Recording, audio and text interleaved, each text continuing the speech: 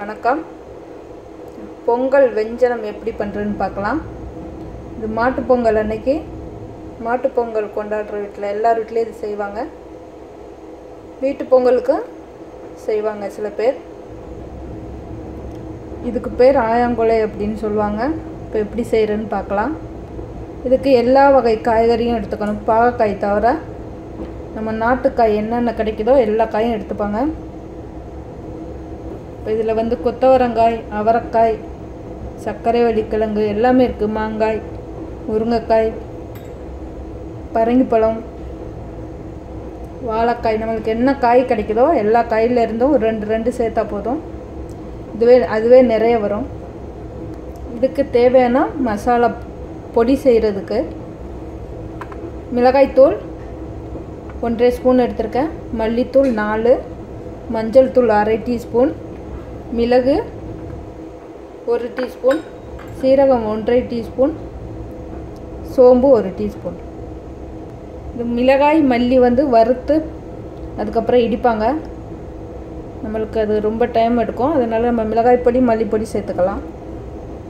இது நல்லா உரலில் போட்டு இடித்து செய்வாங்க. ரொம்ப நல்லாயிருக்கும். இதுக்கு பருப்பு புளி எதுவுமே தேவையில்லை. வெங்காயம் லாஸ்ட்டாக தான் போடணும். இப்போ இந்த குழம்புக்கு இந்த அளவு சின்ன வெங்காயம், ஒரு 9 சின்ன வெங்காயம் எடுத்திருக்கேன். பூண்டு ஒரு 6 பல் பூண்டு. இப்போ இந்த காயெல்லாம் கட் பண்ணி எடுத்துக்கலாம்.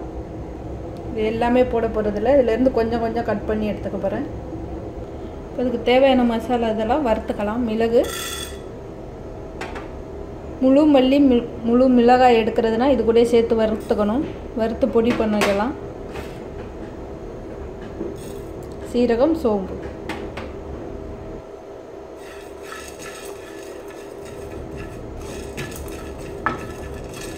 காரத்துக்கு தேவையான அளவு காஞ்ச மிளகாய், 4 ஸ்பூன் பவுடர் வர்ற அளவு மல்லி சேர்த்துக்கலாம்.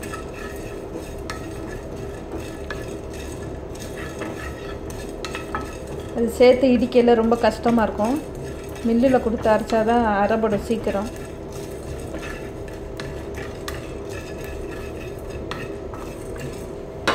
ரொம்ப கருகாமல் வறுத்துக்கணும். இப்போ நல்லா வறுபட்டுடுச்சு. இது பச்சை அரிசி பொங்கல் கூட வெண்பொங்கல் கூட சேர்த்து சாப்பிட நல்லாயிருக்கும். அடுப்பு ஆஃப் பண்ணிவிட்டு பண்ண அப்புறம் இந்த மல்லித்தூள், மிளகாய்த்தூள் போட்டு இந்த சூட்டிலே கிளறிக்கலாம். அடுப்பு ஆஃப் பண்ணிட்டு தான் செய்யணும். இந்த சூட்டிலே இந்த பச்சை வாசம் போயிடும். பாத்திரம் சூடு போயிடுச்சுன்னா லைட்டாக அடுப்பு பற்ற வச்சு சூடு வறுத்துக்கலாம். நல்லா சூடாக இருந்ததுன்னா அடுப்பு ஆஃப் பண்ணிவிட்டு வறுத்துக்கணும். இப்போ இதை மிக்சியில் போட்டு தண்ணி ஊற்றாமல் நல்லா மாவை இடிச்சுக்கணும். இப்போ எல்லா காயும் கட் பண்ணி வச்சுருக்கேன். எல்லாத்துலேருந்து கொஞ்சம் கொஞ்சம் 2 பச்சை மிளகாய் போட்டுக்கணும். தக்காளி 2 தக்காளி 3 தக்காளி அளவு போட்டுக்கலாம். கத்திரிக்காய், உருளைக்கிழங்கு, கருணைக்கிழங்கும் போட்டுக்கலாம். சர்க்கரை காய் நிறைய இருக்கனால போடலை. சர்க்கரை வள்ளிக்கிழங்கு ரொம்ப நல்லாயிருக்கும் இந்த குழம்புல போட்டோம்னா. மல்லித்தழை. இப்போ எல்லா காயும் ஒரு பாத்திரத்தில் போட்டு வேக வச்சுக்கலாம். பரங்கிப்பழம் போட்டிருக்கேன். பச்சை மிளகாய், மாங்காய், முருங்கைக்காய், பட்டாணி, வெண்டைக்காய், வாழைக்காய், சர்க்கரை வள்ளிக்கிழங்கு, அவரைக்காய், புடலங்காய், தட்டைப்பயிர்க்காய், முள்ளங்கி, கேரட், உங்களுக்கு எந்த காயை பிடிச்சிருக்கோ எல்லாம் சேர்த்துக்கலாம். உருளைக்கிழங்கு, கத்திரிக்காய். இப்போ இதில் தண்ணி ஊற்றி வேக விடலாம்.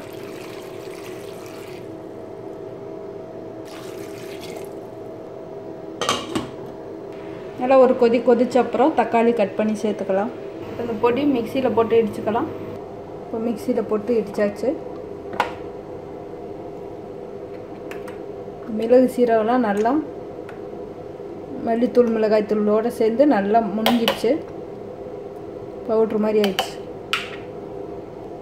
இப்போ இது கூட இந்த சின்ன வெங்காயம் பூண்டு எல்லாம் சேர்த்து நல்லா ஒரு 2 சுற்று சுற்றிக்கணும்.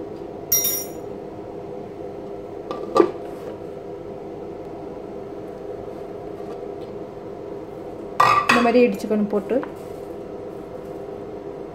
இப்போ இதை நல்லா வாசம் போகாமல் மூடி வைக்கலாம்.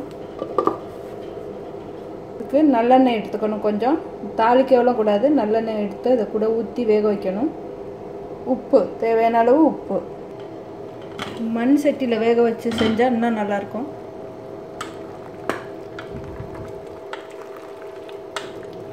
நல்லா கொதிச்சிடுச்சு. இப்போ தக்காளி சேர்த்து வேக விடலாம்.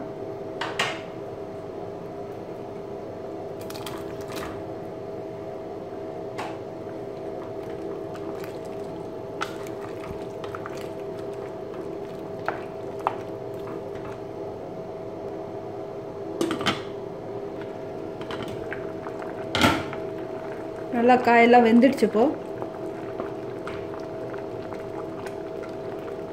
ஒரு 3/4 தரத்துக்கு மேலே வெந்திருக்கு.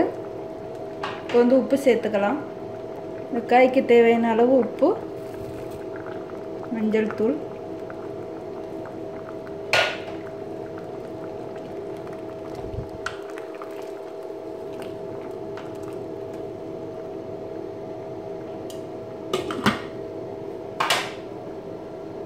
இப்போ பொடி போட்டுக்கலாம். நம்ம மிக்சியில் அரைச்சி வச்ச பொடி.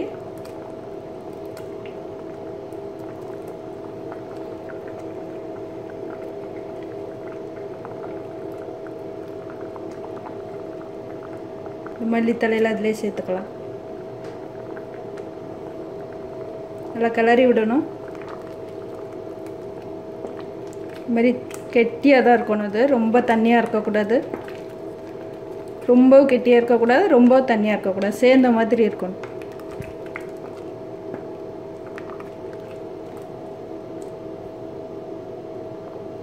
மூடி போட்டு கொதிக்க விடணும். உண்மையான அந்த காயோட டேஸ்ட்டு மட்டும் எப்படி இருக்குன்னு இந்த குழம்புல பார்க்கலாம். அவ்வளோ நல்லாயிருக்கும் அது. பருப்பு புளி எதுவுமே ஊற்றக்கூடாது. இப்போ இதில் வந்து நல்லெண்ணெய் சேர்த்துக்கலாம். நல்லா ஒரு குழிக்கரண்டி அளவு சேர்த்துக்கலாம்.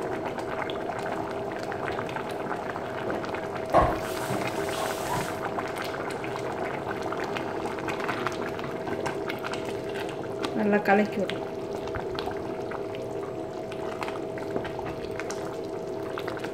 ஒரு கொதி கொதிச்சோடனே இறக்கிடலாம். இப்போ நம்ம அந்த பொடியெல்லாம் போட்டு கொஞ்சம் நல்லா தம்மிலே போட்டு வைக்கணும். பொடியெல்லாம் உள்ளே போய் சாரணும் காய்க்குள்ளே. நல்லெண்ணெய் ஊற்றிருக்கோம். நல்லெண்ணெயும் நல்லா பச்சை வாசனை மாறணும். இப்படியே கொஞ்சம் நேரம் தம்மிலே போட்டு கொதிக்க வைக்கணும். இப்போ இதை இறக்கிடலாம். ரெடி ஆகிடுச்சு குழம்பு. இது கொஞ்சம் நல்லா காரமாக தான் இருக்கும். காரம் கம்மியாக வேணால் மிளகாய் பொடி கம்மியாக போட்டுக்கலாம். பச்சரிசி பொங்கல் வெண்பொங்கலோடு சாப்பிட்றதுனால இது கொஞ்சம் காரமாக இருந்தால் தான் நல்லாயிருக்கும். இப்போ அடுப்பு ஆஃப் பண்ணிடலாம். பொங்கல் வஞ்சனம் ரெடி ஆயிடுச்சு.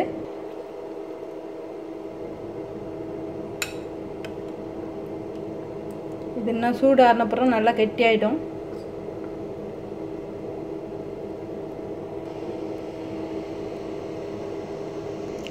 இது 2 நாள் வரை சுட வச்சு சாப்பிட்லாம். ரொம்ப நல்லாயிருக்கும்.